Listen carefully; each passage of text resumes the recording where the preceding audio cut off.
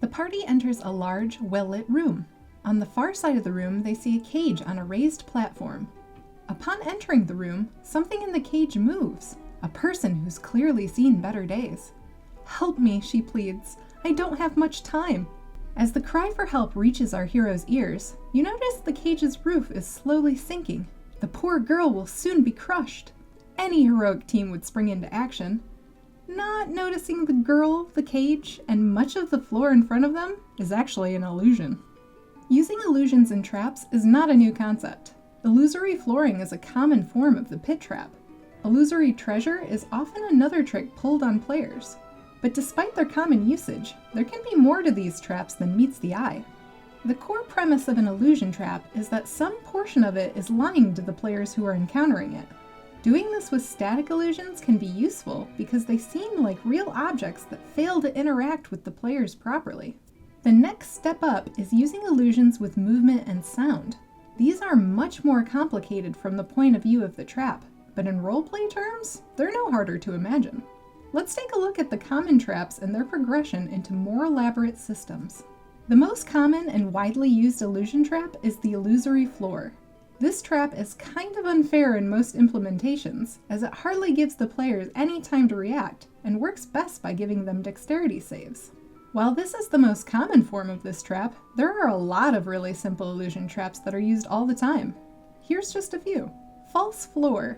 Covers a pit. Illusory gold. Heavy rocks with no value. Banquet illusion. Spoiled food that harms the players. Giant monster. Scares players away, but isn't actually there. Chase illusions. A giant boulder or monster seems to approach the players. It never catches them, but it does force them down a more deadly path. These traps work well because they're believable things that the players expect to encounter. Of course the floor is intact. Why wouldn't it be? Sure, this chest was full of gold. Monsters in a dungeon? That checks out. But how do we improve on illusion traps? If you want to make them better, you need to understand why they work and what they do. Let's take a look at ideas that highlight the strengths of illusions. Illusion traps generally work because someone believes in them. If the illusion seems out of place, then the trap seems like a trap.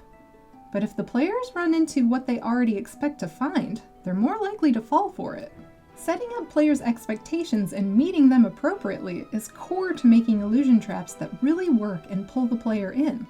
The more you can work to alleviate cognitive dissonance, the less likely the player is to think something is up. But what about overly cautious players? Well, they do crop up all the time, but that doesn't mean your illusions need to be tailored to them.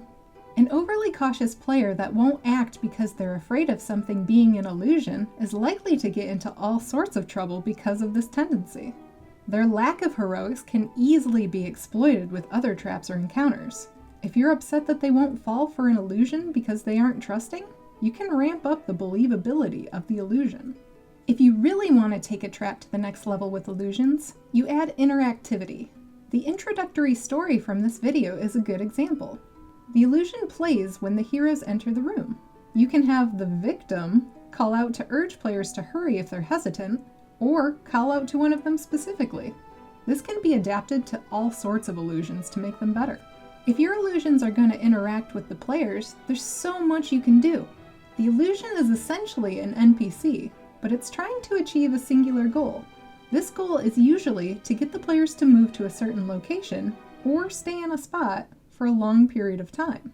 A really good way to make these kinds of illusions work is to make it seem non-threatening. Unlike a monster chasing them, an NPC who needs help can keep the heroes busy for a long time. A dying man in a dungeon asking for healing can burn up a player's spell slots without getting any better. A lost, old woman can slow the party down while an alarm alerts dungeon guards.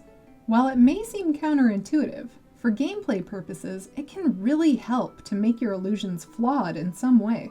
An illusion has limits to what it will say. It might repeat itself or not know how to respond to certain questions. These things make the illusions less effective, but are fantastic storytelling devices to let your players figure out that something just isn't right. This is way better than only having people roll wisdom or perception checks to tip them off. Once someone encounters an illusion, there's always a chance they may see through it. If you're using flawed illusions, the realization is completely on your players. But you still need to play the part of the illusion with some hard rules so they can have this realization in the first place. Once the players start acting counter to what the illusion can handle, you can make the illusion seem erratic just by having it continue to do what it was doing before and ignoring the unfamiliar actions of the players. You can make it common for illusions that are overcome to disappear. This works well for static illusions, since its existence is the trap itself. But for more complex illusions, you can continue to use them to build tension or flavor to a scene rather than just wave them away. Either case works just as well functionally, but be sure to consider the way you can use the illusions to bolster your adventure's flavor. 9 times out of 10, the illusion part of the trap is not the dangerous part. In almost all the instances where you have an illusion, it's hiding the danger.